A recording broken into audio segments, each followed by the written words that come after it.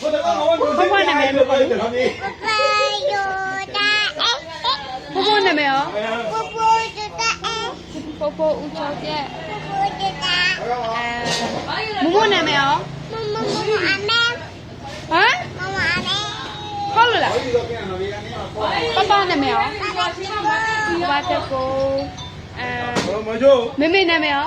မေမေမောင်ကျော်ညင်ညင်နေအဲ့ဒါဦးနေလေးနာမည်ရောညင်ညင်ကျော်ဦးကျော်တဲ့နာမည်ရော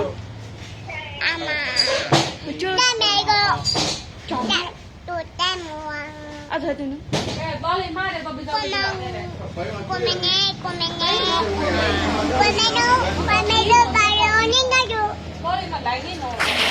ညင်ညင်ကျိုးပါရုံကြီးရဲ့